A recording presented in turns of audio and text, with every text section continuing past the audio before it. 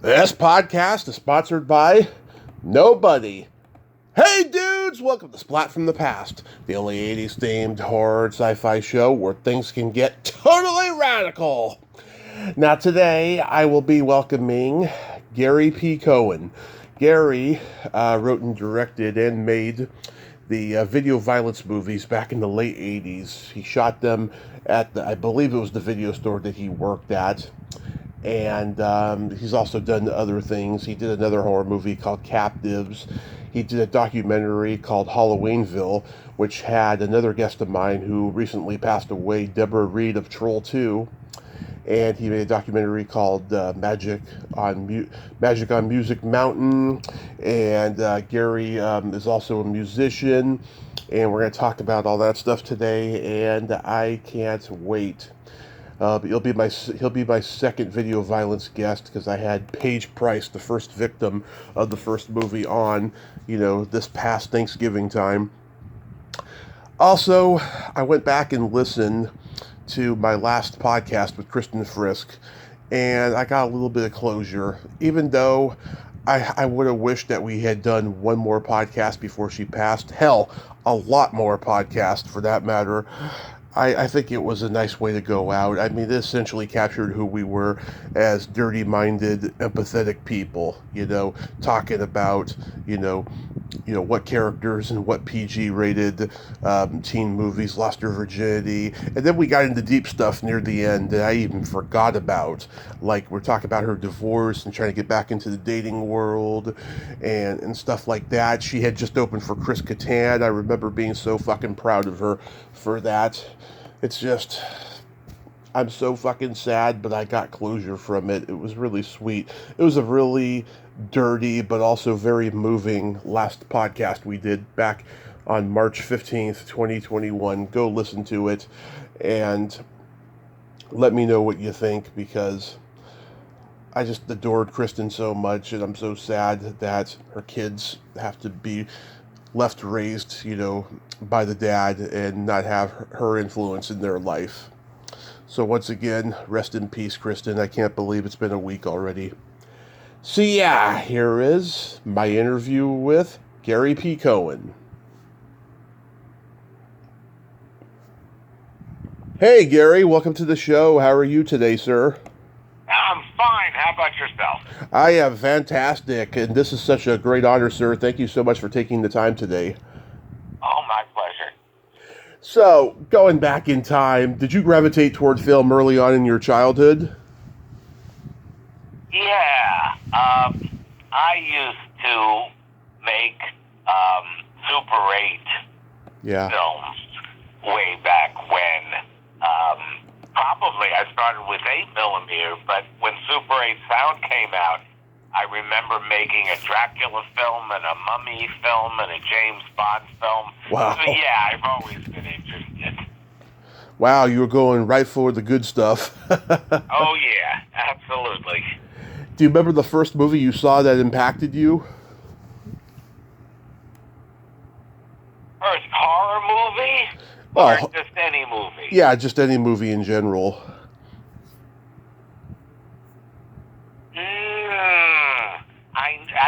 Horror right from the get-go. Uh-huh. All of the, there was a $1 million movie. Right. Was that in California as well as New York? We had, like, UHF station variations of it when I was a kid. Yeah, so I would watch every horror movie on $1 Million Movie all week long, because they played the same movie all week. Yeah, because they didn't have much in those days. Were there any filmmakers that influenced you? I loved Robert Altman. Loved Robert Altman. Yeah, he's great. Yeah, I mean, starting with MASH, but then everything. I love Brewster McCloud and all of those movies. And I guess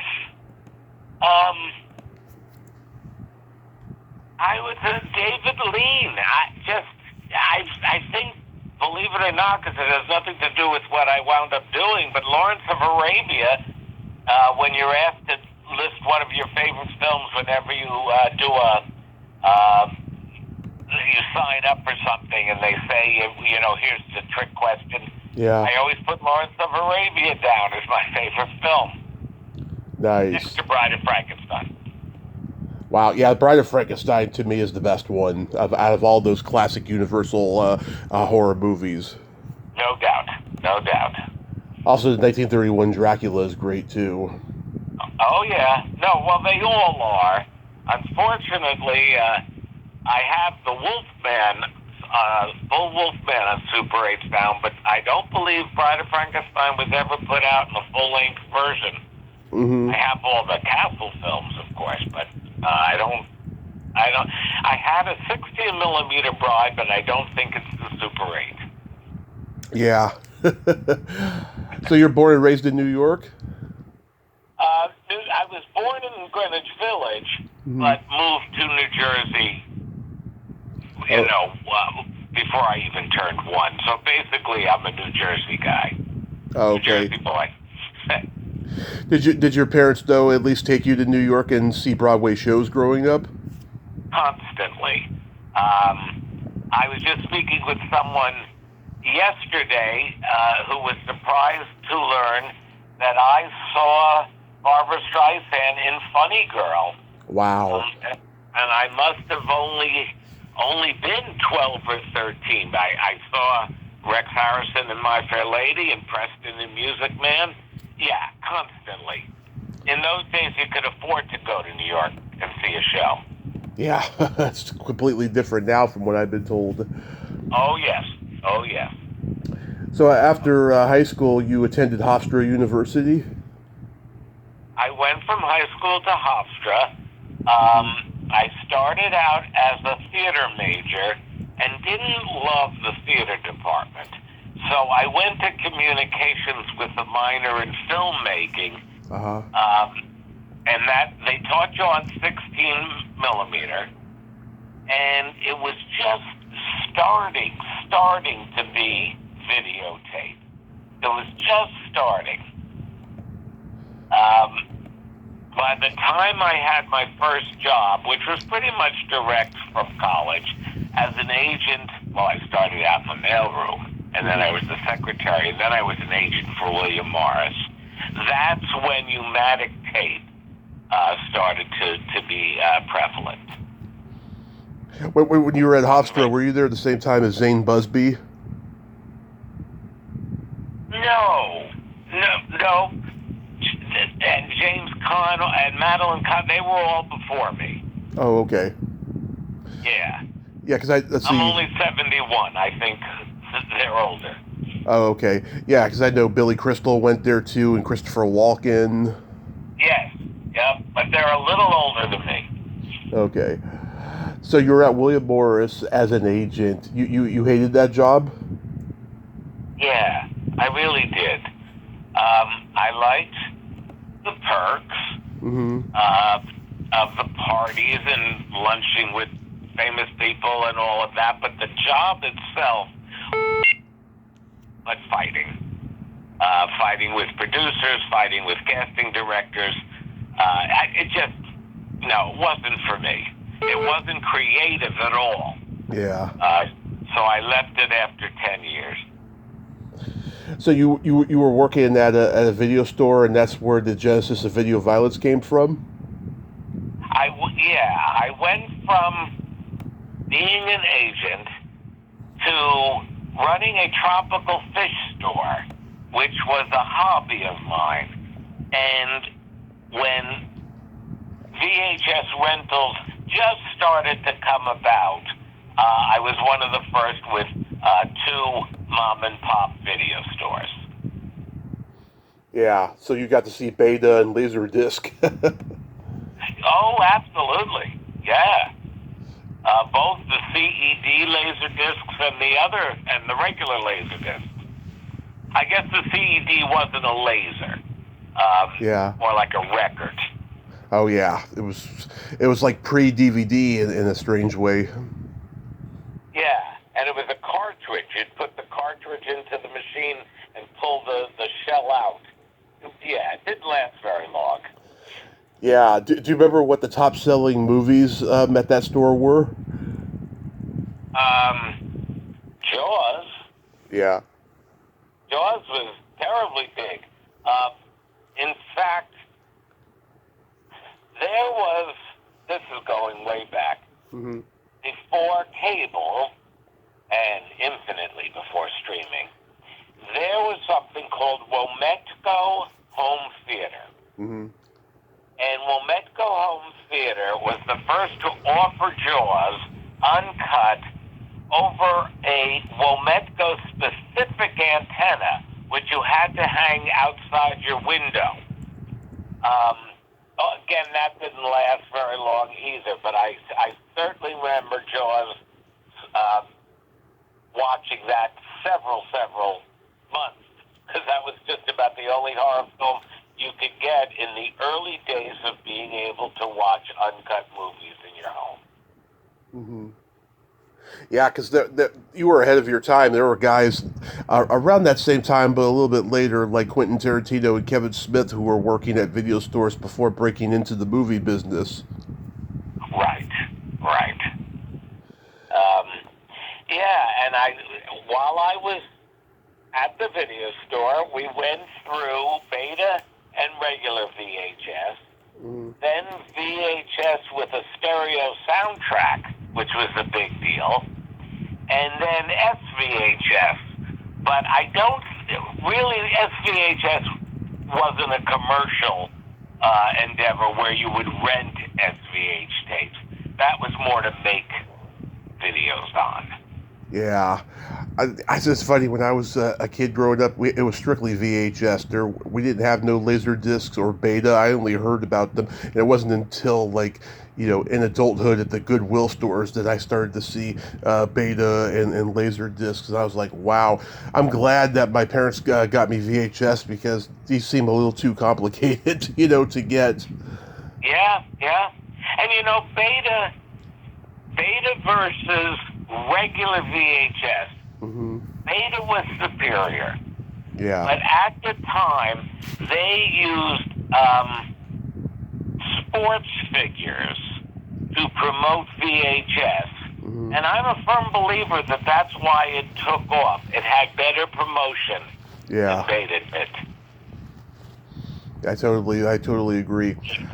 So what's the origin of the movie story? Of which one? Of video violence. Well, I would always grab whatever horror movies were being released for rent for the store. The horror movies and the X-rated movies were the two biggest renters. And except for the Hollywood horror films, the motion picture horror films, we got a couple of shot-on-video ones to rent. And in watching them, and with my background in theater and my background in film, I really thought I could do better. Yeah. And I had actor friends, and I had access to props and costumes from theaters. Mm-hmm. So we decided to try our hand at it, a bunch of us. And really our only goal initially, aside from having fun, was to see if our film could be of interest to other video stores. So the dream was to see it out for rent.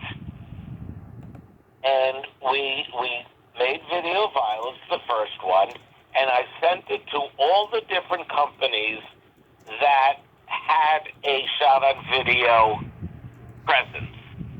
Mm-hmm. And Camp, 2 or 3 responded that they would put the film out into rental, but Camp is the only one that said they would make a poster for it and would make a big box, put it in like a porn-sized box rather than smaller boxes.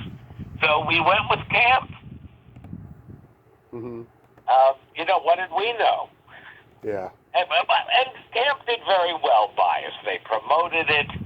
they agreed to Video Violence 2, although that was made after Captives.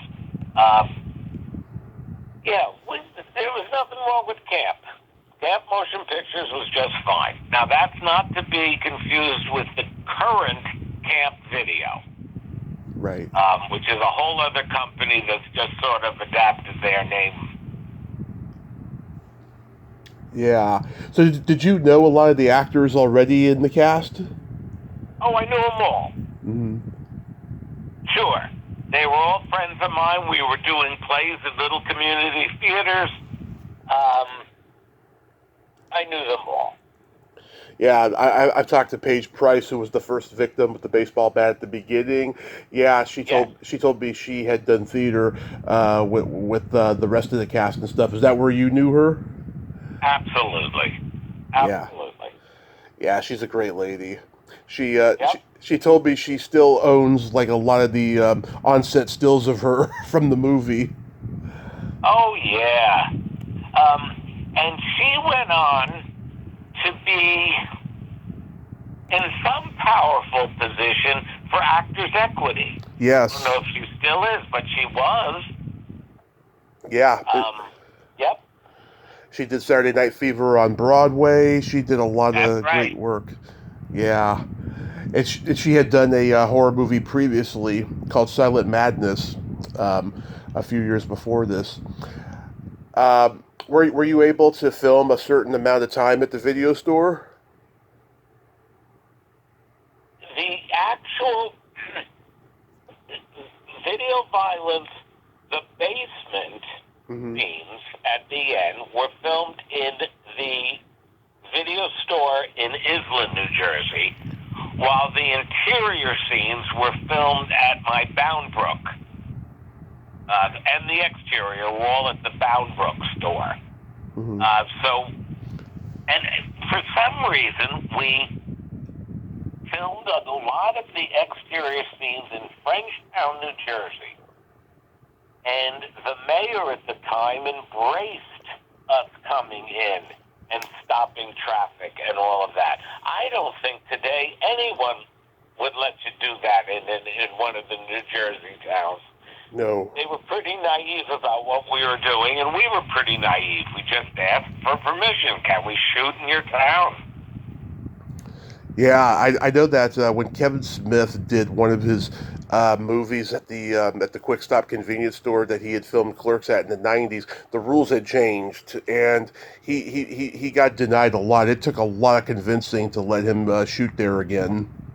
I would imagine. But back then in 1986, 1987, they welcomed us. Yeah. So those are basically the locations. My stores and Frenchtown, New Jersey, which is a little river town. Mm-hmm. Yeah. So what was the average amount of takes that you would do on that movie? One or two. One or two. Unless something went wrong, we kind of just did one or two. I knew we were going to have trouble editing, just in terms of editing time and space, so I didn't want a lot of takes. Did you self-finance the movie? Yeah. I had a friend who actually ran a laserdisc store for a little while, and he came up with most of the money. But when we say most of the money, I think we made the whole thing for $200, if that. Mm-hmm. Everybody volunteered. The production staff for Video Violence were folks that made wedding videos. Mm-hmm. For Captives and Video Violence 2, I actually did the filming. But for the first one, this company of 5 or 6 guys who were into wedding videos, they came and did that for free. The most expense, the thing we spent most money on would have been the special effects. Yeah. How much was that? Well, that was probably the $200. The most expensive, part of the movie, $200. I love it. Yeah, I mean, the fake blood was the most expensive, I think. Maybe the plaster of Paris to make the fake heads or fake arms, but that was it. We really didn't pay for anything else. There was no film to buy, so of course the VHS tapes were very inexpensive. Yeah. Now, the torture scene where the girl is tied up and the breasts are exposed, was she comfortable doing that scene? Well, this is very funny. She wound up being a rabbi. Really? So I don't think she talks about it any longer. But again, it's hard to explain. It was a different time and place. Mm-hmm. I remember not that gal, but one of the other gals in the film who exposed herself. I went up to her. She was sitting in a car one night, and I went up to her and said, I'm making this movie, a horror movie. Do you want to be in the horror movie? She said, sure. I said, there's nudity. And she said, okay, and lifted her T-shirt up and was naked underneath. Mm-hmm. That was the time period. You'd almost think it was the 60s.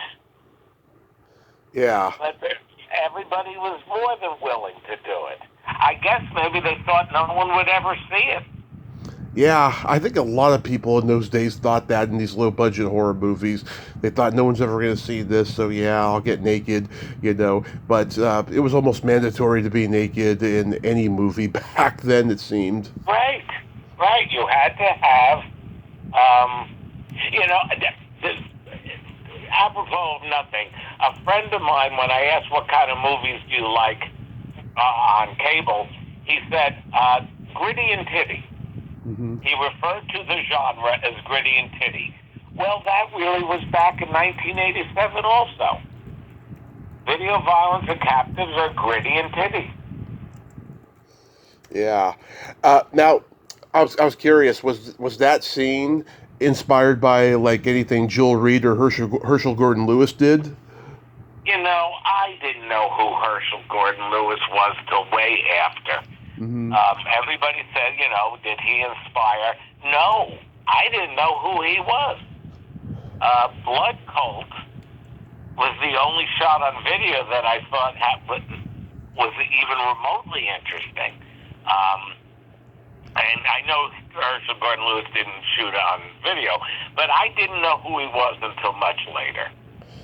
Or Joel Reed's Bloodsucking Freaks. I mean, that was a movie about, a magic show where women are being tortured and stuff. It reminded me a lot of that. That one I knew, but I don't think it influenced us. Oh, well, it's not the same movie, of course, but just, that scene alone reminds me of it, Right. Is Jackie Neal still around? We worked together at the theater that I managed for 30 years. Mm-hmm. And then when she retired a little bit before me, she is now, I want to say Georgia. So, I mean, she's still alive and well, but not in Jersey, and I don't have contact with her or it any longer. Yeah.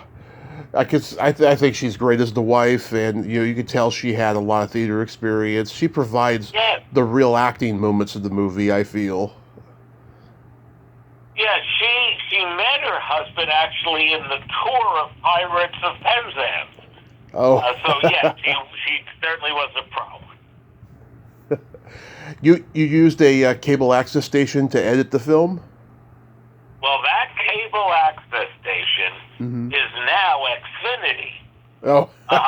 Believe it or not. I believe it. It was whatever it was called, then it became Comcast, and then it became Xfinity. And the physical building is still around, this early pre-Comcast. And they said we could edit the film from midnight till 6 a.m. using their equipment. Mm-hmm. But I think they threw us out earlier because they started to see what we were doing. And we had to finish it using two players hooked up to each other. So editing was really a problem. Now, all the new versions of the movies that Camp has put out, that's all been edited, of course, on Final Cut Pro and all of that. But back in those days, it was terribly hard to edit video. Yeah, one of the charms of the movie, is it looks like it was done for cable access TV. I think that's why it's so entertaining, and it's kind of brings you back to that era when people had cable access television shows. And the other thing that I hear all the time that sets it apart is it is a time capsule of video rental stores. Right. The people who lived through that era love to see it again, and the movie looks like a typical rental store. It was more, people say, tell us about a VHS rental store, because of course there's nothing like it now.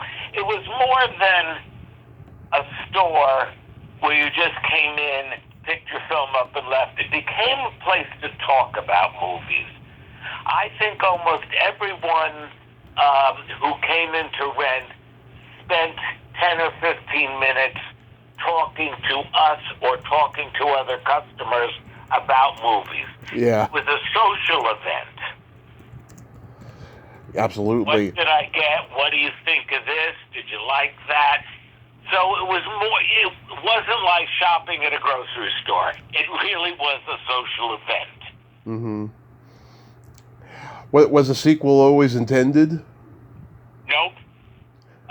Because we had no idea if we'd even get the first one out the door. So the sequel actually came about after Captives. It was really the third film. Yeah, so like Video Violence 2, it's got this almost meta before meta quality about it, because it's like a sketch comedy TV satire. Yeah, by the time Video Violence 2 was a knee-jerk reaction to Captives, mm-hmm. and Captives was a knee-jerk reaction to Video Violence. And what I mean by that is Video Violence attempted to have some kind of a story, mm-hmm. but just really be blood and guts. So Captives was my attempt to make a serious drama. Mm-hmm. So Video Violence 2 was a knee-jerk reaction to having made something so serious, we decided to go to hell with ourselves with Video Violence 2 and make something just silly. So they're part of a trio, I guess, of different themes: comedy, drama, and gore. Yeah, I love the whole thing with the Howard and Eli show. Coming from stand-up comedy and being a comedy nerd, I love the old Borscht Belt style of comedy and variety shows and all of that stuff. I'm sure you grew up with that as well. Absolutely, and one of the people, one of the cast members who really got it was Gordon Opsue, who plays the keyboard in Video Violence 2 mm-hmm. and has written the music for all the movies. He really understood the shtick. He's very funny in Video Violence 2, I think. Absolutely, yeah. And this one's a lot shorter than the first one. Is that by design? Is it a lot shorter? Yeah, because the first one, I believe it was like an hour and 35 or something, and this is like an hour and 12, I think. Oh, okay. No, not by design. I guess running out of jokes, I suppose. No, it wasn't certainly on purpose. Okay. Where did you find Elizabeth Lee Miller? She was gorgeous. Well, again, she is a part of that time period.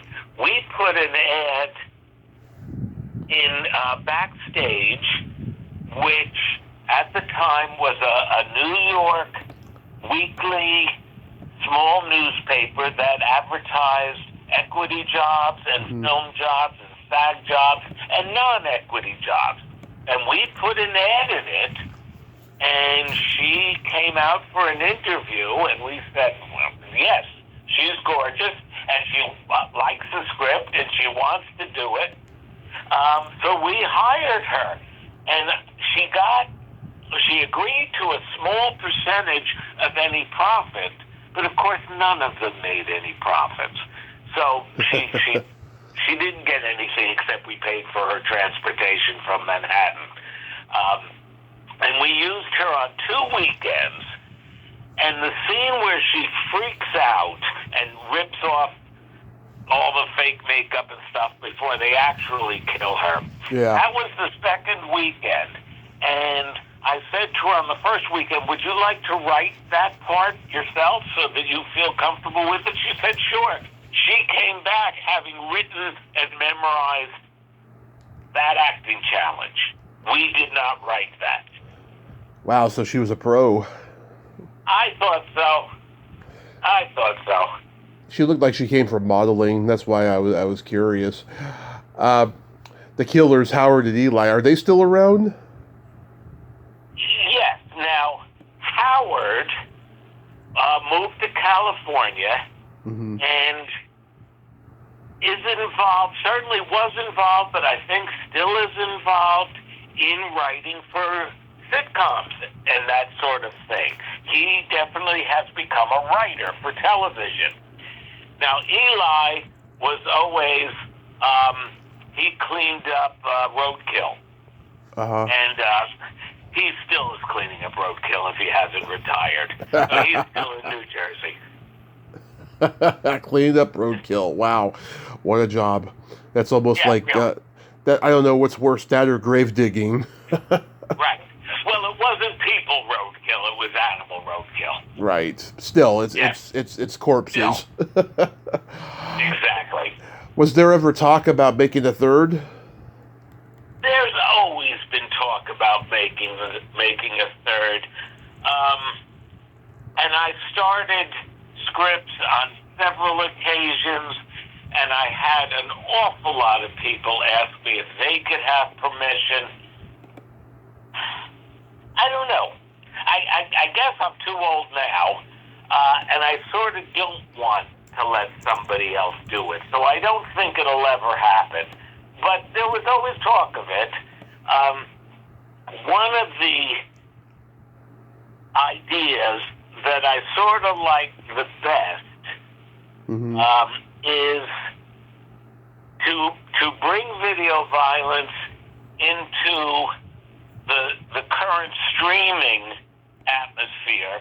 And there's those sites where amateur performers have sex and you pay to watch. Yeah. And I thought, wouldn't that be interesting if we watched a killer break into one of those sessions and actually murder the performers live? Yeah. I thought that would be interesting. It would be sort of bringing video violence into the new generation. But it never came to be. I even started to write a musical version of it at one point. I guess around the time that Little Shop was a big off-Broadway hit. Yeah. Did you guys have screenings or rap parties for the first two video violence? You know, it's so long ago, and I get confused with the more recent, and when I say the more recent, maybe within the last 15 years, it has gotten so many more screenings and fans and festival showings in the last 15 years than it ever did initially. Again, we were happy that it was in video stores. And then we had to fight to get some of our royalties back on video violence, and then Camp went out of business. There's been more activity with those three films now than there was when we made them. And that's what's so interesting to me. It's like they refuse to die. Yeah, which is a good thing. I never seen Captives, but I did watch the trailer. It looks like it's an extension of Video Violence.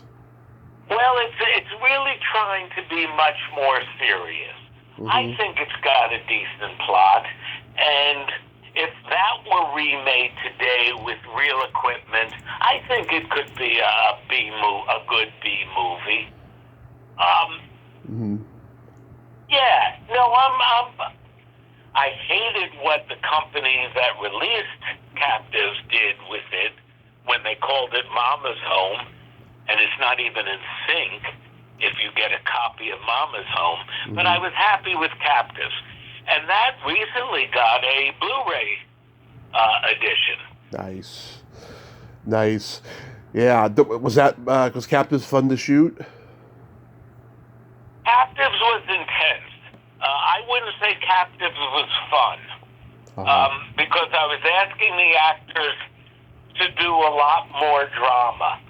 And it wasn't campy at all. So I can't say Captives was fun. Challenging and interesting, but not a lot of laughs. I watched Halloweenville, and I was probably the last person to interview Deborah Reed, who passed recently. How did you meet her, and what was the origin of this project? Did you say she passed? Yeah. Oh, I didn't know that. Oh, I'm so sorry. I hate to be the bearer of bad news when people didn't know that, because I always assume everybody knows because of social media. Yeah, no, I didn't. Well, Facebook is what brought that to be. We were friends on Facebook, and we thought it would be a whole lot of fun she was complaining, of course, that she wasn't featured in the best worst movie, or whatever that documentary was. Yeah. Do you know what I'm talking about? You know what I mean, right? Right. So we kind of commiserated with her, and I said, how would you like to do a little play on words? Because she refers to, it's not Gremlins. What's the name of them? Troll 2. Yeah, and she mentions that in her narration. So she was more than willing to do it.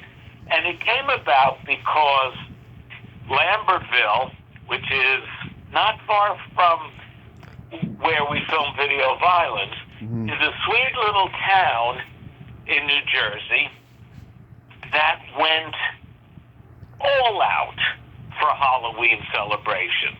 I mean, everything in that movie, from people saying they spent hundreds of dollars on candy, that's all true. And the year after we made Halloweenville, it snowed on Halloween.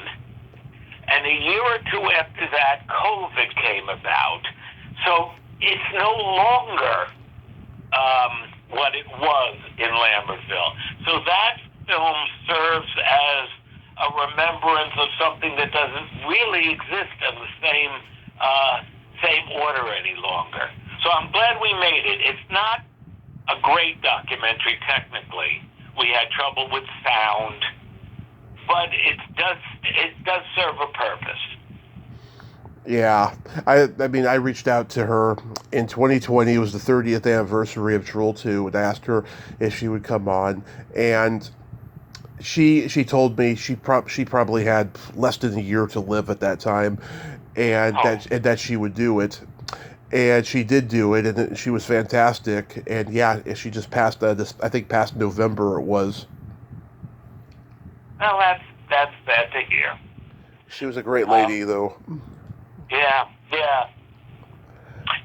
Something just occurred to me that I haven't really mentioned to anyone else. I'll say, recently, I was watching, I must say I get all the Law and Orders and all of the Chicago fires kind of mixed up. those TV shows. But be that as it may, maybe I was watching the Law and Order SVU, I'm not sure. Yeah. There was a scene in one of those episodes where the detectives burst into where they're making a horror movie. And in the making of the horror movie, there's a scene of someone putting an arm in a meat cutter. Mm-hmm. Now, that can't really be a coincidence to the scene in Video Violence in the Deli. Someone must have seen that scene in their past and decided to recreate it. But I was kind of honored. They say flattery is what are they? Something about flattery. Imitation is the sincerest form of flattery. That's exactly it. And there they were, imitating Video Violence. And then there was another movie, a real movie, where a kid is looking at movies in a video store, and there's Video Violence on the shelf. So it's really amazing to me. I ran a theater for 30 years. I've written children's musicals. I wrote a musical about Frankenstein that played off Broadway. I've written 2 books about theater, but on my tombstone, I'm going to be remembered for Video Violence. Yeah. Very safe. I wouldn't complain if I were you, because you are loved. It does have a cult following, I'll tell you. I know it does, and so often I get a text or somebody posts on Facebook thanking me for inspiring them to do stuff like this, and that's the best thing for me. I love that part of it. Yeah. And then Magic on Music Mountain. Tell me about that project. Well, now that I think is a much better documentary. Again, in Lambertville, one of the first, if not the first, theater in a tent in the round was started in the 50s by kind of a very interesting entrepreneur fellow called St. John Terrell. Spelled St. John, but pronounced St. John. And for 20 years or so, it was the preeminent summer stock theater, first doing musicals and plays, and then doing everyone known in the rock world at the time. I mean, the Love and Spoonful and Simon and Garfunkel, they all played this tent. Yeah. So it seemed that we should document it, and there was a website dedicated to it, run by one of the fellows who was a stage manager for the theater, and we sort of collaborated with him. And my only regret about that is if we had made it 4 or 5 years earlier, a lot of the people who were involved would still be alive. Yeah. So many people who we would have loved to have talked to had recently passed. But we got a lot of people anyway. My favorite scene is the fellow from Vanilla Fudge talking about how the theater would be in the round and they were high and they were really freaked out. 1 minute you're looking at this person in the audience, and 2 seconds later you look up from your guitar and you're looking at somebody else. I enjoyed that part. That was funny. Yeah, so you saw those guys live in the 60s? Oh, I absolutely. I saw the Association, I saw the Love and Spoonful, I saw John Sebastian by himself. I didn't see Simon and Garfunkel. I interviewed the bass player from the Love and Spoonful, Steve Boone. I interviewed him. Yeah. It was a magical time in Greenwich Village in those days, he told me. Oh, it sure was. I was there. One time I was sitting in a bar, and I think I was on mescaline, and I turned around, bar in the village, and I was sitting next to John Sebastian, and I just couldn't get over it. That was wonderful. Yeah. I love the Love and Spoonful. I'm a big fan. But you play guitar too, right? Well, yes, I do.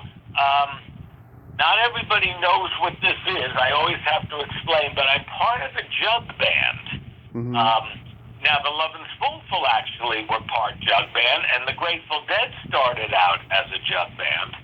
I've been doing it for 10 years. Nice. And we work a lot. I think we work a lot because we're such an offbeat niche band. We're not just a rock and roll cover band or something like that people find us interesting. So we do work a lot. Nice. You play like local coffee houses and festivals and all that stuff?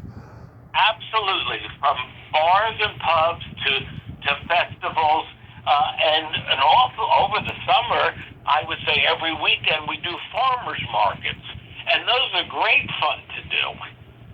Yeah, it's a little bit more freeing and it's a little stress relieving. You know, you don't have to worry about, making a film. You can actually just play live.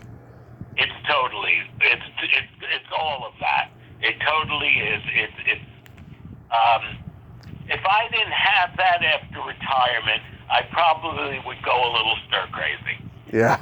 But I do have it, so I enjoy it. It's better than going fishing or playing golf. Yeah, I keep tropical fish, so I certainly wouldn't go fishing. And yes, it is better than playing golf. So do you have anything upcoming? Well, aside from the band, no. There's nothing in the film world, I don't think. The band has written...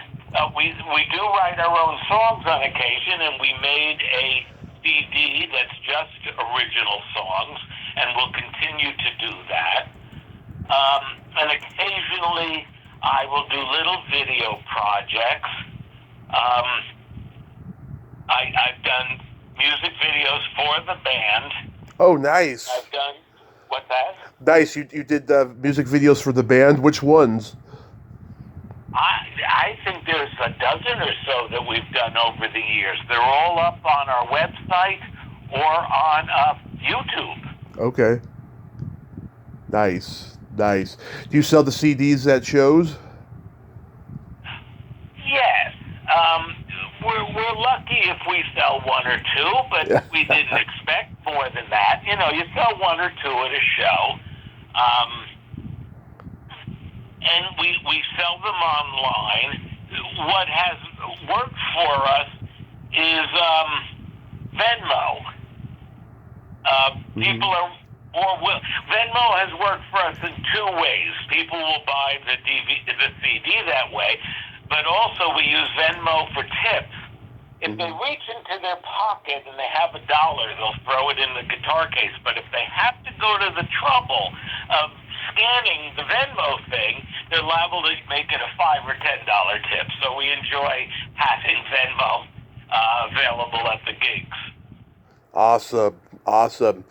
Gary, thank you so much for coming on today, and I'm glad that you're enjoying retirement. I hope you make another Video Violence, but in the meantime, enjoy playing your band and be safe out there. And if you got one more second, I think I should probably mention that Camp Video has gotten together with TerrorVision, and they just released almost everything again. I just got an email from them. Captives is on Blu-ray. Video Violence is back on Blu-ray. They're all on VHS. There's the vinyl LP of the music. And then the one that I didn't know they were going to release, they put the music out on an audio cassette. I've yet to get a copy of that because I collect everything. Yes. So, TerrorVision and Camp is single-handedly keeping these movies alive, too. I'm definitely going to get the Blu-rays. Thanks, Gary. Yeah, well, thank you. This was fun. Awesome. You have a great day. Yep, you too. Stay safe. Stay safe. Bye-bye. Bye-bye. Well, there you have it. Gary P. Cohen. Ain't he a cool dude? Nice guy, huh? Intense. Liked him a lot. And go get the Blu-rays for the Video Violence movies and Captives. Well, until next time, this is Tommy Throwback Kovac saying, there's no shame in living in the past because the present sucks. Later, dudes.